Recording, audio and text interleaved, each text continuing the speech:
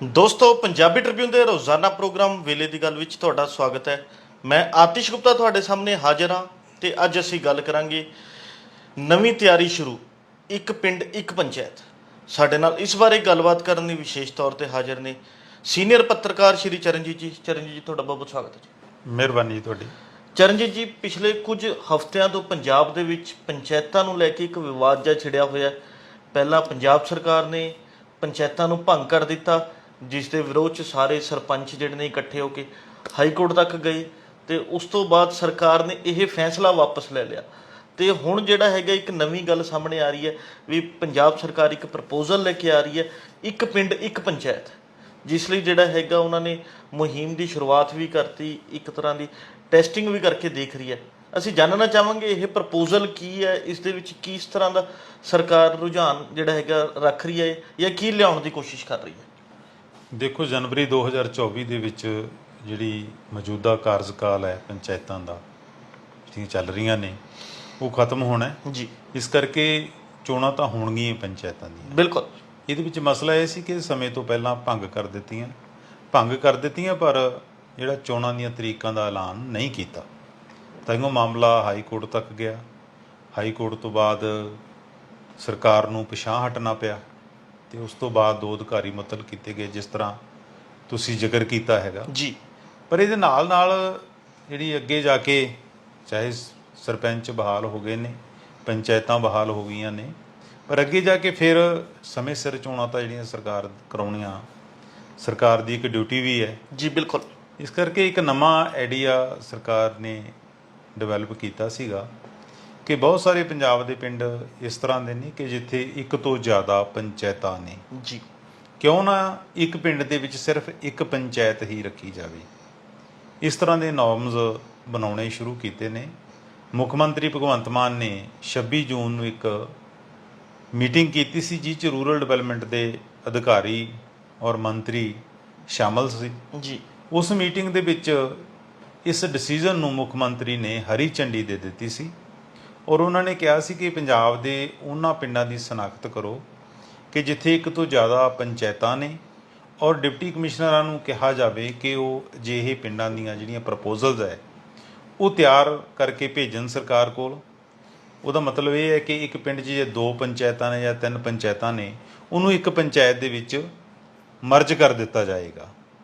ਪੰਚਾਇਤੀ ਰਾਜ ਐਕਟ ਹੈ ਜਿਹੜਾ, ਜੀ, ਉਹਦੇ ਮੁਤਾਬਕ ਆਤਿਸ਼ ਇਹ ਹੈ ਕਿ ਜਿੱਥੇ ਵੀ 300 ਦੀ ਆਬਾਦੀ ਹੈ ਉੱਥੇ ਨਵੀਂ ਪੰਚਾਇਤ ਹੈ ਜਿਹੜੀ ਬਣ ਸਕਦੀ ਹੈ ਔਰ ਉਹਦੇ ਜਿਹੜੇ ਘੱਟੋ ਘੱਟ ਜਿਹੜੇ ਵਾਰਡ ਹੈ ਉਹਦੇ 5 ਹੈ ਜਿਹੜੇ ਬਣਦੇ ਨੇ। ਜੀ। ਔਰ ਜੇ ਕਿਸੇ ਪਿੰਡ ਦੀ ਆਬਾਦੀ 10,000 ਹੈ ਜਾਂ 10,000 ਤੋਂ ਵੱਧ ਹੈ, ਉੱਥੇ ਮੈਕਸੀਮਮ ਜਿਹੜੇ ਵਾਰਡ ਹੈ ਉਹ 13 ਬਣਨਗੇ। ਜੀ। ਹੁਣ ਇਹ ਵੱਖਰੀ ਗੱਲ ਹੈ ਕਿ ਪਿਛਲੇ ਦਿਨਾਂ 'ਚ ਫੈਸਲਾ ਜਿਹੜਾ ਵਾਪਸ ਹੋ ਗਿਆ, ਪਰ ਸਰਕਾਰ ਨੇ ਆਪਣੀ ਤਰਫੋਂ ਵਾਰਡਬੰਦੀ ਦਾ ਕੰਮ ਹੈ ਜਿਹੜਾ ਉਹ ਵੀ ਸ਼ੁਰੂ ਕਰ ਦਿੱਤਾ ਸੀ। ਪੰਚਾਇਤਾਂ ਦੇ ਲੈਣ ਦੇਣ 'ਤੇ ਵੀ ਰੋਕ ਲਗਾ ਦਿੱਤੀ ਸੀ, ਖਾਤੇ ਵੀ ਬੰਦ ਕਰ ਦਿੱਤੇ ਸੀ। ਪਰ ਇਹ ਫੈਸਲੇ ਦੇ ਨਾਲ ਹੁਣ ਨੋਟੀਫਿਕੇਸ਼ਨ ਉਮੀਦ ਹੈ, ਨਵਾਂ ਨੋਟੀਫਿਕੇਸ਼ਨ ਕੱਲ੍ਹ ਤੱਕ ਜਾਰੀ ਹੋ ਜਾਏਗਾ। ਉਹਦੇ ਨਾਲ ਜਿਹੜੀਆਂ ਪੰਚਾਇਤਾਂ ਫੇਰ ਬਹਾਲ ਹੋ ਜਾਣਗੀਆਂ ਜੀ ਔਰ ਲੈਣ ਦੇਣ ਹੈ ਵਿੱਤੀ ਹੈ ਜਿਹੜਾ ਉਹ ਫੇਰ ਸ਼ੁਰੂ ਹੋ ਜਾਏਗਾ। ਸੋ ਪੰਜਾਬ ਦੇ ਵਿੱਚ ਇੱਕ ਜਿਹੜਾ ਰੂਰਲ ਡਿਵੈਲਪਮੈਂਟ ਡਿਪਾਰਟਮੈਂਟ ਦਾ ਡਾਟਾ ਹੈ ਉਹ ਇਹ ਕਹਿੰਦਾ ਕਿ ਪੰਜਾਬ ਦੇ ਵਿੱਚ 512 ਪਿੰਡ ਅਜਿਹੇ ਨੇ ਕਿ ਜਿੱਥੇ ਇੱਕ ਤੋਂ ਜ਼ਿਆਦਾ ਪੰਚਾਇਤਾਂ ਫਾਲ ਕਰਦੀਆਂ ਨੇ ਜੀ ਇੱਕ ਆਬਾਦੀ ਦੇ ਵਿੱਚ। ਟੋਟਲ ਪੰਜਾਬ ਦੇ ਵਿੱਚ 13,262 ਪੰਚਾਇਤਾਂ ਨੇ ਔਰ ਪਿੰਡਾਂ ਦੀ ਜਿਹੜੀ ਗਿਣਤੀ ਹੈ ਉਹ 11,900 ਹੈ। ਸੋ ਇਹ ਪੰਚਾਇਤਾਂ ਜਿਹੜੀਆਂ ਨਵੀਆਂ ਬਣੀਆਂ ਸੀਗੀਆਂ ਪਿਛਲੇ ਟਾਈਮ ਦੇ ਵਿੱਚ, ਉਹ ਜੋ ਸ਼੍ਰੋਮਣੀ ਅਕਾਲੀ ਦਲ ਦਾ ਰਾਜ ਭਾਗ ਸੀ ਜਾਂ ਕਾਂਗਰਸ ਦਾ ਸੀ, ਤਾਂ ਜਦੋਂ ਵੀ ਪੰਚਾਇਤਾਂ ਦੀਆਂ ਚੋਣਾਂ ਆਉਂਦੀਆਂ ਸੀ ਤਾਂ ਉਦੋਂ ਬਹੁਤ ਸਾਰੀਆਂ ਐਪਲੀਕੇਸ਼ਨਾਂ ਲਈਆਂ ਜਾਂਦੀਆਂ ਸੀ ਕਿ ਜਿਨ੍ਹਾਂ ਨੇ ਆਪਣੇ ਪਿੰਡ ਦੇ ਵਿੱਚੋਂ ਕੋਈ ਨਵੀਂ ਪੰਚਾਇਤ ਬਣਾਉਣੀ ਹੈ। ਜੀ। ਇਹਦੇ ਵਿੱਚ ਕਈ ਵਾਰੀ ਤਾਂ ਕੀ ਹੁੰਦਾ ਸੀ ਕਿ ਪਿੰਡ ਦੇ ਵਿੱਚ ਹੀ 2 ਟੋਟੇ ਕਰ ਦਿੱਤੇ ਜਾਂਦੇ ਸੀ, ਜਾਂ ਫਿਰ ਜਿਹੜੇ ਲੋਕ ਕੁਝ ਢਾਣੀਆਂ 'ਚ ਬੈਠੇ ਨੇ ਉਹਨਾਂ ਦੀ ਆਬਾਦੀ 300 ਦੀ ਬਣਦੀ ਹੈ, ਉੱਥੇ ਨਵੀਂ ਪੰਚਾਇਤ ਬਣਾ ਦਿੱਤੀ ਜਾਂਦੀ ਸੀ। ਜੀ। ਹੁਣ ਜਿਹੜੀ ਪਿਛਲੀ 2018 ਦੇ ਵਿੱਚ ਪੰਚਾਇਤਾਂ ਦੀ ਇਲੈਕਸ਼ਨ ਹੋਈ ਸੀ, ਉਦੋਂ 234 ਨਵੀਆਂ ਪੰਚਾਇਤਾਂ ਪੰਜਾਬ ਦੇ ਵਿੱਚ ਬਣਾਈਆਂ ਗਈਆਂ ਸੀ। ਜੀ ਬਿਲਕੁਲ। ਸੋ ਮੁੱਖ ਮੰਤਰੀ ਨੇ ਹੁਣ ਇਹ ਕਹਿ ਦਿੱਤਾ ਕਿ ਪੰਜਾਬ ਦੇ ਵਿੱਚ ਕੋਈ ਵੀ ਨਵੀਂ ਪੰਚਾਇਤ ਨਹੀਂ ਬਣੇਗੀ। ਹਾਲਾਂਕਿ ਜਦੋਂ ਪੰਚਾਇਤਾਂ ਭੰਗ ਹੋਈਆਂ 10 ਅਗਸਤ ਨੂੰ, ਉਹਨਾਂ ਦਿਨਾਂ ਦੇ ਵਿੱਚ ਬਹੁਤ ਸਾਰੀ ਸਰਗਰਮੀ ਜ਼ੋਰ ਫੜ ਗਈ ਸੀ। ਜੀ। ਜਿਹੜੇ ਲੋਕ ਸਰਪੰਚ ਬਣਨ ਦੇ ਚਾਹਵਾਨ ਹੈ ਉਹਨਾਂ ਨੇ ਨਵੀਆਂ ਦਰਖਾਸਤਾਂ ਜਿਹੜੀਆਂ DDPO ਦਫ਼ਤਰਾਂ ਦੇ ਵਿੱਚ ਦੇਣੀਆਂ ਸ਼ੁਰੂ ਕਰ ਦਿੱਤੀਆਂ ਸੀ, ਵੀਡੀਓ ਬਲਾਕਾਂ ਦੇ ਵਿੱਚ ਜੀ ਦੇਣੀਆਂ ਸ਼ੁਰੂ ਕਰ ਦਿੱਤੀਆਂ ਕਿ ਸਾਡੇ ਪਿੰਡ ਦੀ ਜਿਹੜੀ ਪੰਚਾਇਤ ਹੈ ਉਹ ਨਵੀਂ ਬਣਾਈ ਜਾਵੇ। ਜੀ ਪੰਜਾਬ ਦੇ ਜਿਹੜੇ ਪਿੰਡ ਹੈ ਆਤਿਸ਼, ਉਹ ਕੋਈ ਬਹੁਤੇ ਵੱਡੇ ਨਹੀਂ। ਜਿਸ ਤਰ੍ਹਾਂ ਜੇ ਮੇਰੇ ਕੋਲੇ ਇਹ ਡਾਟਾ ਹੈ ਕਿ 7100 ਪਿੰਡ, 11,900 ਪਿੰਡਾਂ ਦੇ ਵਿੱਚੋਂ 7100 ਪਿੰਡਾਂ ਦੀ ਜਿਹੜੀ ਪਾਪੂਲੇਸ਼ਨ ਹੈ ਉਹ 1000 ਤੋਂ ਘੱਟ ਹੈ। ਜੀ ਸਿਰਫ 1600 ਪਿੰਡ ਹੀ ਅਜਿਹੇ ਨੇ ਜਿੱਥੇ ਪਾਪੂਲੇਸ਼ਨ ਹੈ ਜਿਹੜੀ ਉਹ 5000 ਤੋਂ ਜ਼ਿਆਦਾ ਹੈ। ਜੀ ਪਿੰਡ ਛੋਟੇ ਨੇ, ਉਹਨਾਂ ਦੇ ਵਿੱਚ ਵੀ ਅੱਗੇ ਪੰਚਾਇਤਾਂ ਦਾ ਨਵੀਆਂ ਬਣਾ ਦਿੱਤੀਆਂ, ਗਠਨ ਕਰ ਦਿੱਤਾ। ਜੀ ਇਹਦੇ ਨਾਲ ਕੀ ਹੈ ਕਿ ਨਵੀਆਂ ਪੰਚਾਇਤਾਂ ਬਣਾਉਣ ਦਾ ਇੱਕੋ ਹੀ ਉਹਨਾਂ ਸਮੇਂ ਦੀਆਂ ਜਿਹੜੀਆਂ ਸਰਕਾਰਾਂ ਸੀ, ਇੱਕੋ ਹੀ ਮਕਸਦ ਸੀ ਕਿ ਉਹਨਾਂ ਦਾ ਪੋਲੀਟੀਕਲ ਲਾਹਾ ਲਿਆ ਜਾਵੇ, ਜੀ ਕਿ ਲੋਕਾਂ ਨੂੰ ਵੱਧ ਤੋਂ ਵੱਧ ਖੁਸ਼ ਕੀਤਾ ਜਾ ਸਕੇ।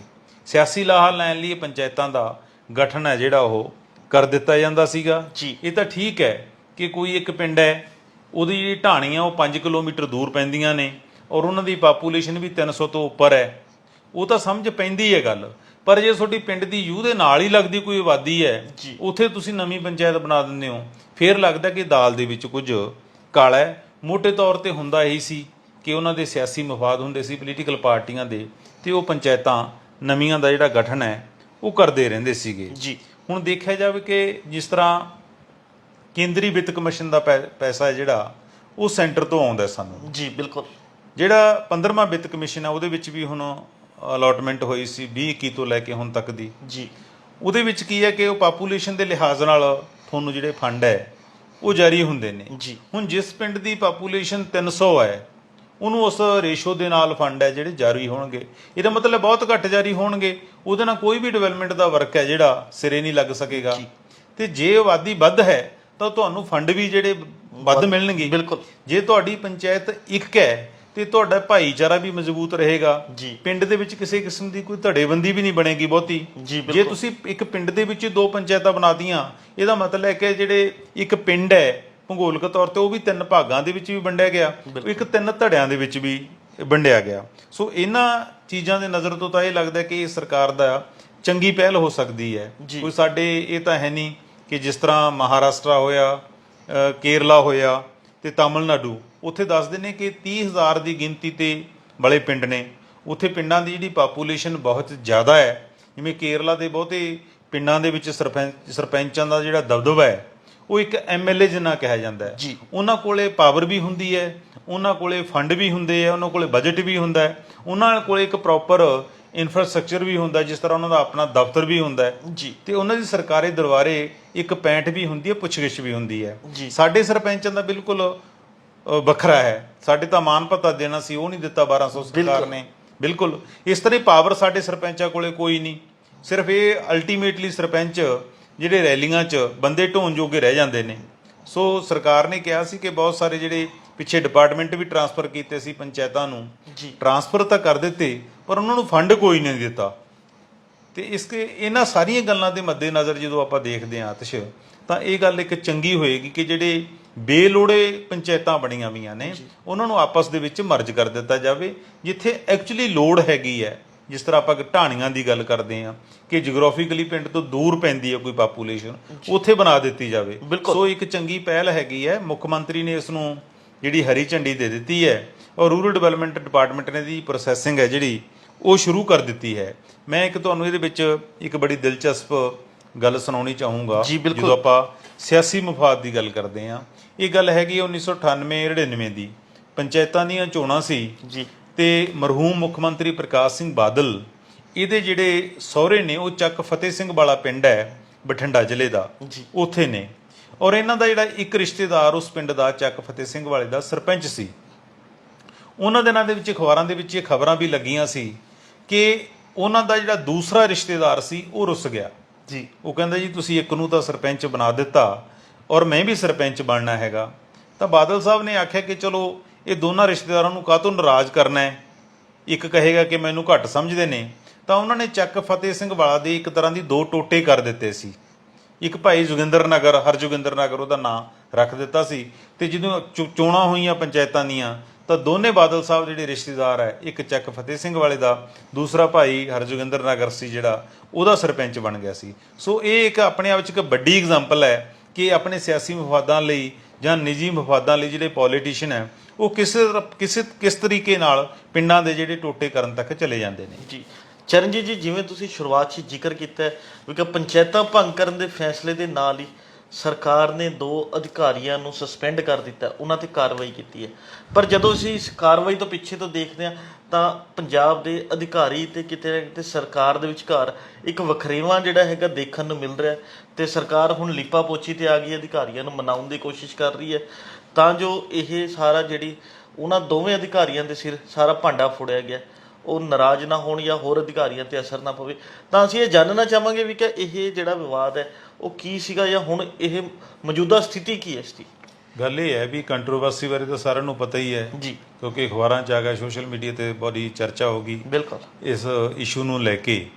ਹੁਣ ਮਸਲਾ ਇਹ ਹੈ ਕਿ ਇਹਦੇ ਲਈ ਜਿਹੜੀ ਛਾਣਬੀਨ ਹੋ ਰਹੀ ਹੈ ਕਿ ਇਹਦੇ ਲਈ ਅਸਲ ਜ਼ਿੰਮੇਵਾਰ ਕੌਣ ਸੀ। ਜੀ ਬਿਲਕੁਲ, ਜਿਹੜਾ ਪੰਚਾਇਤਾਂ ਨੂੰ ਭੰਗ ਕੀਤੇ ਜਾਣ ਦੇ ਨੋਟੀਫਿਕੇਸ਼ਨ ਜਾਰੀ ਹੋਏ ਉਹਨਾਂ ਦੇ ਵਿੱਚ ਜਿਹੜੀਆਂ ਕਮੀਆਂ ਜਾਂ ਖਾਮੀਆਂ ਰਹੀਆਂ ਸੀ ਉਹਦੇ ਲਈ ਕਿਹੜੀ ਧਿਰ ਜ਼ਿੰਮੇਵਾਰ ਸੀ, ਕਿੱਥੇ ਕੋਈ ਫੈਲਾਅ ਰਹਿ ਗਿਆ ਜਿਹਦੇ ਕਰਕੇ ਸਰਕਾਰ ਨੂੰ ਫੈਸਲਾ ਜਿਹੜਾ ਵਾਪਸ ਲੈਣਾ ਪਿਆ।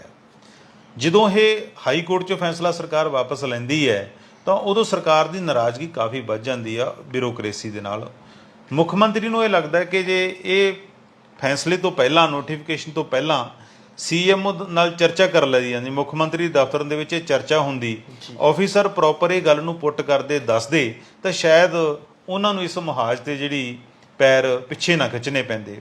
ਸੋ ਉਸੇ ਲਹਿਜੇ ਦੇ ਵਿੱਚ ਉਹਨਾਂ ਨੂੰ 2 ਹੈ ਜਿਹੜੇ ਆਫੀਸਰ, ਡਾਇਰੈਕਟਰ ਰੂਰਲ ਡਿਵੈਲਪਮੈਂਟ ਔਰ ਸੈਕਟਰੀ ਪੰਚਾਇਤ ਹੈ ਜਿਹੜੇ ਡੀਕੇ ਤਵਾੜੀ, ਉਹਨਾਂ ਨੂੰ ਸਸਪੈਂਡ ਵੀ ਕੀਤਾ ਜੀ ਬਿਲਕੁਲ। ਔਰ ਇਸ ਸਸਪੈਂਸ਼ਨ ਤੋਂ ਬਾਅਦ ਇੱਕ ਚਰਚਾ ਆਤਿਸ਼ ਇਹ ਸ਼ੁਰੂ ਹੋ ਗਈ ਬਿਊਰੋਕਰੇਸੀ ਦੇ ਵਿੱਚ ਕਿ ਇਹ ਸਰਕਾਰ ਹੈ ਜਿਹੜੀ ਇਹ ਕੁਝ ਵੀ ਕਰ ਸਕਦੀ ਹੈ, ਕਿਸੇ ਵੀ ਤਰ੍ਹਾਂ ਦਾ ਸਟੈਪ ਲੈ ਸਕਦੀ ਹੈ ਜੀ।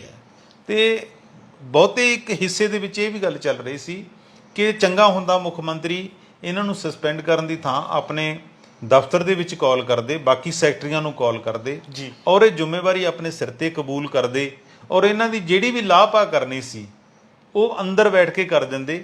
ਇਹਦੇ ਨਾਲ ਬਾਕੀ ਆਫੀਸਰ ਨੂੰ ਵੀ ਇੱਕ ਤਰੀਕੇ ਨਾਲ ਕੰਨ ਹੋ ਜਾਣੇ ਸੀ। ਪਰ ਮੰਤਰੀ ਤੇ ਵੀ ਕੋਈ ਕਾਰਵਾਈ ਨਹੀਂ ਕੀਤੀ, ਨਾ ਕੋਈ ਮੰਤਰੀ ਨਾਲ ਗੱਲਬਾਤ ਕੀਤੀ। ਬਿਲਕੁਲ, ਜਿੰਨਾ ਮੀਟਿੰਗਾਂ ਦਾ ਆਪਾਂ ਜ਼ਿਕਰ ਕਰਦੇ ਹਾਂ ਕਿ ਜਿੰਨਾ ਮੀਟਿੰਗਾਂ ਦੇ ਵਿੱਚ ਇਹ ਫੈਸਲਾ, ਜਿਵੇਂ 2 ਅਗਸਤ ਦੀ ਮੀਟਿੰਗ ਹੋਈ ਜਿਹਦੇ ਵਿੱਚ ਇਹ ਫੈਸਲਾ ਕੀਤਾ, ਏਜੀ ਦਫ਼ਤਰ ਦਾ ਨੁਮਾਇੰਦਾ ਵੀ ਬੁਲਾਇਆ ਗਿਆ ਸੀ, ਉਹ ਮੰਤਰੀ ਦੀ ਪ੍ਰਧਾਨਗੀ ਹੇਠ ਹੋਈ ਸੀਗੀ।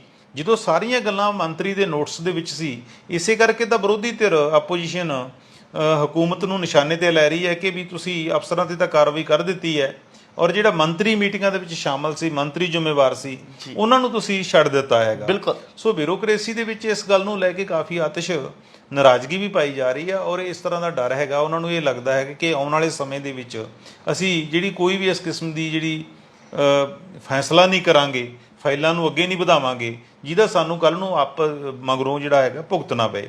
ਬਿਊਰੋਕਰੇਸੀ ਨਾਲ ਸ਼ੁਰੂ ਤੋਂ ਹੀ ਇਸ ਸਰਕਾਰ ਦਾ ਜਿਹੜਾ ਤਾਲਮੇਲ ਹੈ ਉਹ ਉਸ ਤਰੀਕੇ ਦਾ ਬਣ ਨਹੀਂ ਰਿਹਾ। ਜਿਸ ਤਰ੍ਹਾਂ ਆਮ ਤੌਰ ਤੇ ਇਹ ਵੀ ਹਾਸੇ-ਹਾਸੇ 'ਚ ਕਹਿ ਦਿੱਤਾ ਜਾਂਦਾ ਹੈ ਕਿ ਜਿਹੜੀ ਬਿਊਰੋਕਰੇਸੀ ਹੁੰਦੀ ਹੈ ਉਹ ਇੱਕ ਸਾਈਕਲ ਵਰਗੀ ਹੁੰਦੀ ਹੈ ਜੀ। ਸਾਈਕਲ ਨੂੰ ਚਾਹੇ ਉੱਤਰ ਲੈ ਜਾਓ, ਚਾਹੇ ਤੁਸੀਂ ਦੱਖਣ ਲੈ ਜਾਓ, ਚਾਹੇ 2 ਕਿਲੋਮੀਟਰ ਲੈ ਜਾਓ, ਚਾਹੇ 10 ਕਿਲੋਮੀਟਰ ਲੈ ਜਾਓ ਜੀ, ਬਸ਼ਰਤੇ ਕਿ ਸਾਈਕਲ ਨੂੰ ਚਲਾਉਣ ਵਾਲਾ ਸਾਈਕਲ ਚਲਾਉਣ ਜਾਣਦਾ ਹੋਵੇ। ਬਿਲਕੁਲ, ਇਹ ਬਹੁਤ ਲੋਕ ਮਜ਼ਾਕ ਦੇ ਵਿੱਚ ਕਹਿ ਦਿੱਤਾ ਜਾਂਦਾ ਹੈ। ਸੋ ਬਿਊਰੋਕਰੇਸੀ ਨੂੰ ਇਹ ਵੀ ਕਹਿੰਦੇ ਕਿ ਤਾਂ ਸੂਰਜਮੁਖੀ ਦਾ ਫੁੱਲ ਹੈ, ਜਿਵੇਂ ਚੜ੍ਹਦੇ ਸੂਰਜ ਨੂੰ ਸਲਾਮਤ, ਜਿਹੜੇ ਪਾਸੇ ਹੁਕੂਮਤ ਚਾਹੁੰਦੀ ਹੈ ਉਸ ਤਰ੍ਹਾਂ ਚੱਲਣਾ ਸ਼ੁਰੂ ਕਰ ਦਿੰਦੀ ਹੈ। ਸੋ ਇਸ ਸਰਕਾਰ ਨੂੰ ਵੀ ਹੁਣ ਤਾਂ ਤਕਰੀਬਨ ਆਪਾਂ ਇਹ ਨਹੀਂ ਕਹਿ ਸਕਦੇ ਕਿ ਇਹ ਨਵੀਂ ਸਰਕਾਰ ਹੈ, ਇਹਨੂੰ ਭੇਤ ਆ ਜਾਣਾ ਚਾਹੀਦਾ ਸੀਗਾ। ਤੇ ਅਲਟੀਮੇਟਲੀ ਜਦੋਂ ਇਹ ਦੋਨੇ ਅਫਸਰਾਂ ਨੇ ਹੁਣ ਭੁਗਤਿਆ, ਪਤਾ ਲੱਗਿਆ ਕਿ ਮੁੱਖ ਮੰਤਰੀ ਨੇ ਕੱਲ ਡਾਇਰੈਕਟਰ ਪੰਚਾਇਤ ਨੂੰ ਆਪਣੇ ਦਫ਼ਤਰ ਦੇ ਵਿੱਚ ਬੁਲਾਇਆ ਸੀਗਾ ਤੇ ਉਹਦੇ ਨਾਲ ਗੱਲਬਾਤ ਕੀਤੀ ਸੀ। ਚੰਗਾ ਹੁੰਦਾ ਕਿ ਸਰਕਾਰ ਪਹਿਲਾਂ ਹੀ ਜਿਨ੍ਹਾਂ ਦੀ ਵੀ ਇਹ ਜ਼ਿੰਮੇਵਾਰੀ ਬਣਦੀ ਸੀ, ਟੈਕਨੀਕਲੀ ਮਿਸਟੇਕ ਰਹੀ ਹੈ, ਗਲਤੀ ਰਹੀ ਹੈ, ਉਹਨਾਂ ਨੂੰ ਆਪਣੇ ਦਫ਼ਤਰਾਂ ਦੇ ਵਿੱਚ ਬੁਲਾ ਕੇ ਜੋ ਵੀ ਝਿੜਕ ਫਿਟਕਾਰ ਮਾਰਨੀ ਸੀ ਉੱਥੇ ਮਾਰ ਦਿੱਤੀ ਜਾਂਦੀ। ਉਹਦੇ ਨਾਲ ਇਹ ਸੀ ਕਿ ਤੁਹਾਡਾ ਮਸਲਾ ਵੀ ਹੱਲ ਹੋ ਜਾਣਾ ਸੀ ਤੇ ਬਿਊਰੋਕਰੇਸੀ ਦੇ ਵਿੱਚ ਵੀ ਇੱਕ ਤੁਹਾਡੀ ਜਿਹੜੀ ਪੈਂਠ ਹੈ ਉਹ ਬਣੀ ਰਹਿਣੀ ਸੀ ਜੀ। ਚਰਨਜੀਤ ਜੀ, ਇਹਦੇ ਨਾਲ ਹੀ ਜੇ ਗੱਲ ਕਰੀਏ ਤਾਂ ਦੇਸ਼ ਦੇ ਵਿੱਚ ਭਾਜਪਾ ਨੂੰ ਘੇਰਨ ਲਈ ਲੋਕ ਸਭਾ ਚੋਣਾਂ ਦੇ ਵਿੱਚ ਇੰਡੀਆ ਗਠਜੋੜ ਜਿਹੜਾ ਹੈਗਾ ਤਿਆਰ ਹੋ ਚੁੱਕਾ ਹੈ, ਜਿਸ ਨੇ ਭਾਜਪਾ ਨੂੰ ਚਾਰੋਂ ਪਾਸੋਂ ਘੇਰਨ ਦੀ ਤਿਆਰੀਆਂ ਖਿੱਚ ਲਈਆਂ। ਪਰ ਜੇ ਗੱਲ ਅਸੀਂ ਪੰਜਾਬ ਦੀ ਕਰਦੇ ਹਾਂ ਤਾਂ ਪੰਜਾਬ ਦੇ ਵਿੱਚ ਮੁੱਖ ਤੌਰ ਤੇ ਜਿਹੜਾ ਹੈਗਾ ਆਮ ਆਦਮੀ ਪਾਰਟੀ ਤੇ ਕਾਂਗਰਸ ਇੱਕ ਦੂਜੇ ਦੇ ਆਮੋ ਸਾਹਮਣੇ ਰਹਿ ਰਹੇ ਨੇ। ਦੋਵੇਂ ਸਿਆਸੀ ਧਿਰਾਂ 'ਚ ਮੁੱਖ ਮੁਕਾਬਲਾ ਦੇਖਣ ਨੂੰ ਮਿਲ ਰਿਹਾ। ਪਰ ਜੇ ਚੋਣਾਂ 'ਚ ਦੇਖਦੇ ਹਾਂ ਤਾਂ ਇਹੀ ਇੰਡੀਆ ਗੱਠਜੋੜ 'ਚ ਹਿੱਸੇਦਾਰੀ ਵੀ ਪਾ ਰਹੇ ਨੇ, ਕਿਉਂਕਿ ਆਮ ਆਦਮੀ ਪਾਰਟੀ ਤੇ ਕਾਂਗਰਸ ਉਸ ਗੱਠਜੋੜ ਦਾ ਹਿੱਸਾ ਨੇ।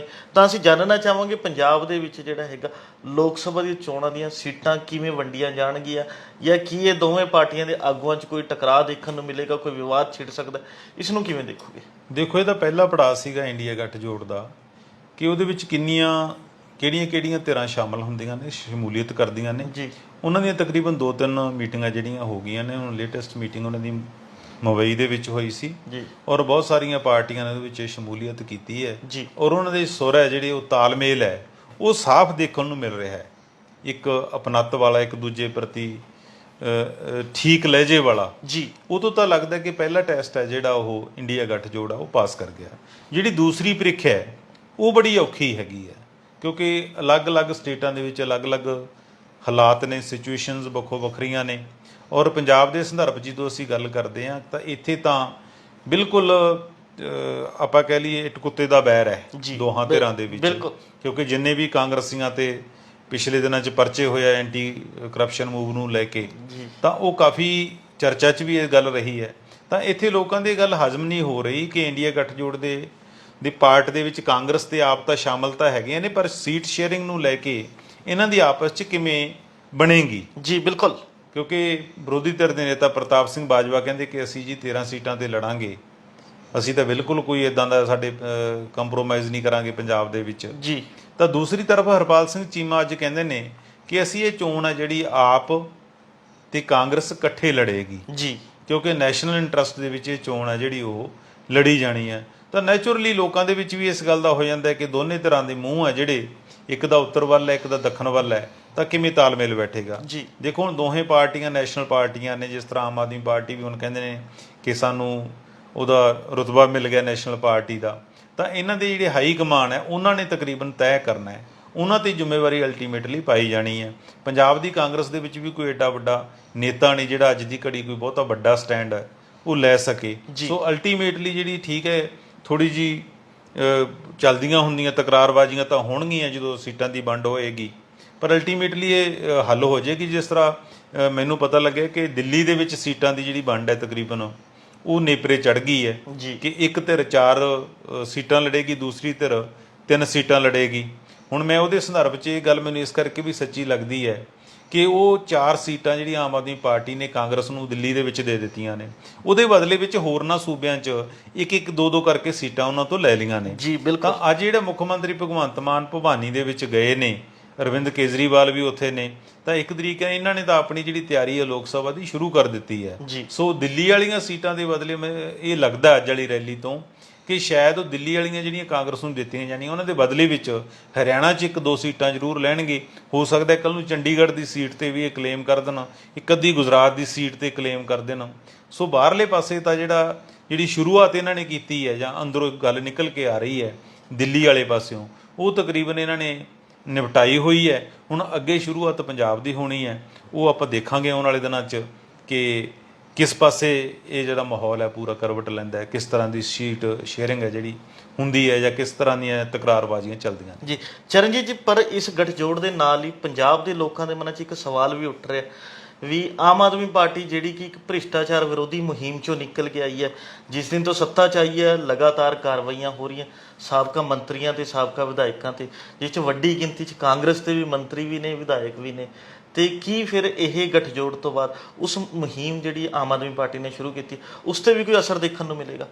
ਬਿਲਕੁਲ ਪਏਗਾ ਜੀ ਅਸਰ। ਤੁਸੀਂ ਇਹ ਦੇਖੋ ਵੀ ਸ਼ੁਰੂਆਤ ਦੇ ਵਿੱਚ ਆਮ ਆਦਮੀ ਪਾਰਟੀ ਇਹ ਕਹਿੰਦੀ ਸੀ ਕਿ ਅਸੀਂ ਹਿੰਦੁਸਤਾਨ ਦੇ ਵਿੱਚ ਇਕੱਲੇ ਚੋਣਾਂ ਲੜਾਂਗੇ ਜੀ, ਤੇ ਅਸੀਂ ਆਪਣੀ ਜਿਹੜੀ ਹਕੂਮਤ ਹੈ ਜਿਹੜੀ ਕਾਇਮ ਕਰਾਂਗੇ ਜੀ। ਬਿਲਕੁਲ ਹੈ ਨਾ, ਉਹ ਨੈਸ਼ਨਲ ਲੈਵਲ ਤੇ ਵੀ ਭ੍ਰਿਸ਼ਟਾਚਾਰੀਆਂ ਦੇ ਖਿਲਾਫ ਬੋਲਦੇ ਰਹੇ ਨੇ ਜੀ। ਤੇ ਇੰਡੀਆ ਗੱਠਜੋੜ ਦੇ ਵਿੱਚ ਉਹ ਲੋਕ ਵੀ ਸ਼ਾਮਲ ਸੀ ਜਿਨ੍ਹਾਂ ਨੂੰ ਇਹ ਲੋਕ ਭ੍ਰਿਸ਼ਟ ਕਹਿੰਦੇ ਰਹੇ ਕੇਜਰੀਵਾਲ ਹੁਣ ਤੱਕ ਜੀ। ਇਹਦਾ ਮਤਲਬ ਉੱਥੇ ਤਾਂ ਸੈੱਟ ਹੋ ਗਿਆ। ਹੁਣ ਇਹਨਾਂ ਨੇ ਆਪਣਾ ਵਜਨ ਹੈ ਜਿਹੜਾ ਸਿਆਸੀ ਵਜਨ ਹੈ ਉਹ ਵੀ ਤੋਲ ਲਿਆ ਇੱਕ ਤਰੀਕੇ ਨਾਲ, ਔਰ ਇਹਨਾਂ ਨੂੰ ਲੱਗਦਾ ਕਿ ਨਹੀਂ ਇਕੱਲੇ ਗੱਡੀ ਹੈ ਜਿਹੜੀ ਪਾਰ ਨਹੀਂ ਲੱਗਣੀ। ਜੇ ਨੈਸ਼ਨਲ ਲੈਵਲ ਤੇ ਇਸ ਤਰ੍ਹਾਂ ਦਾ ਇਹਨਾਂ ਨੇ ਕੰਪਰੋਮਾਈਜ਼ ਕਰ ਲਿਆ ਤੇ ਪੰਜਾਬ ਦੇ ਵਿੱਚ ਵੀ ਇਹਨਾਂ ਨੂੰ ਕਰਨਾ ਪੈਣਾ ਹੈਗਾ। ਜੇ ਤੁਸੀਂ ਇਕੱਠੇ ਸੀਟਾਂ ਲੜਨੀਆਂ ਨੇ ਤਾਂ ਤੁਹਾਡੀ ਜਿਹੜੀ ਕਰਪਸ਼ਨ ਵਿਰੋਧੀ ਮੁਹਿੰਮ ਹੈ ਉਹਦੇ ਉੱਪਰ ਵੀ ਇੱਕ ਸਵਾਲੀਆ ਚਿੰਨ੍ਹ ਤਾਂ ਲੱਗੇਗਾ। ਪਰ ਮੈਨੂੰ ਲੱਗਦਾ ਕਿ ਹੋ ਸਕਦਾ, ਕਿਉਂਕਿ ਭਾਜਪਾ ਦੇ ਵਿੱਚ ਇਸ ਵੇਲੇ ਜਿਹੜੇ ਬਹੁਗਿਣਤੀ ਨੇਤਾਗਣ ਗਏ ਨੇ ਉਹ ਕਾਂਗਰਸ ਚੋਂ ਗਏ ਨੇ, ਬਹੁਤ ਜਿਹੜੇ ਮੰਤਰੀ ਨੇ। ਇਹਨਾਂ ਨੂੰ ਕੀ ਲੱਗਦਾ ਕਿ ਪੋਲੀਟੀਕਲ ਲੋਕਾਂ ਦਾ ਕੀ ਹੁੰਦਾ ਹੈ, ਇਹਨਾਂ ਨੇ ਆਪਣਾ ਪੈਂਤੜਾ ਚੇਂਜ ਕਰ ਲੈਣਾ ਜੀ। ਅੱਜ ਜਿਹੜੇ ਕਾਂਗਰਸੀਆਂ ਤੇ ਚੱਲ ਰਹੀ ਹੈ ਕਾਰਵਾਈ, ਕੱਲ ਨੂੰ ਉਹੀ ਭਾਜਪਾਈਆਂ ਤੇ ਸ਼ੁਰੂ ਕਰ ਲੈਣਗੇ। ਆਮ ਲੋਕਾਂ 'ਚ ਪਰਸੈਪਸ਼ਨ ਹਜੇ, ਚਾਹੇ ਜਿਹੜੇ ਭਾਜਪਾ 'ਚ ਕਾਂਗਰਸ ਦੇ ਨੇਤਾ ਗਏ ਨੇ ਉਹਨਾਂ ਨੂੰ ਲੋਕ ਅਜੇ ਵੀ ਭਾਜਪਾ ਦੇ ਨੇਤਾ ਦੇ ਤੌਰ ਤੇ ਨਹੀਂ ਦੇਖਦੇ। ਉਹਨਾਂ ਦੇ ਵਿੱਚੋਂ ਅੱਜ ਵੀ ਲੋਕਾਂ ਨੂੰ ਝੋਲਾ ਪੈਂਦਾ ਕਿ ਵੀ ਇਹ ਤਾਂ ਕਾਂਗਰਸੀ ਨੇਤਾ ਹੀ ਨੇ। ਬਿਲਕੁਲ। ਸੋ ਉਹਨਾਂ ਨੂੰ ਇਹ ਸਰਕਾਰ ਨੂੰ ਇਹ ਲੱਗੇਗਾ ਕਿ ਜਦੋਂ ਲੋਕ ਉਹਨਾਂ ਨੂੰ ਕਾਂਗਰਸੀ ਮੰਨੀ ਬੈਠੇ ਹੈ, ਸਾਡਾ ਮਸਲਾ ਵੀ ਪੂਰਾ ਹੋ ਜਾਏਗਾ ਤੇ ਕਾਂਗਰਸੀਆਂ ਦਾ ਮਸਲਾ ਵੀ। ਜੀ, ਇਹ ਸਨ ਸਾਡੇ ਸੀਨੀਅਰ ਪੱਤਰਕਾਰ ਸ਼੍ਰੀ ਚਰਨਜੀਤ ਜੀ, ਜਿਨ੍ਹਾਂ ਨੇ ਆਪਣੇ ਵਡਮੁੱਲੇ ਵਿਚਾਰ ਸਾਡੇ ਨਾਲ ਸਾਂਝੇ ਕੀਤੇ। ਕੱਲ੍ਹ ਨੂੰ ਇਸੇ ਸਮੇਂ ਇੱਕ ਨਵੇਂ ਮੁੱਦੇ ਤੇ ਫਿਰ ਗੱਲਬਾਤ ਕਰਾਂਗੇ ਪ੍ਰੋਗਰਾਮ ਵੇਲੇ ਦੀ ਗੱਲ ਵਿੱਚ। ਧੰਨਵਾਦ।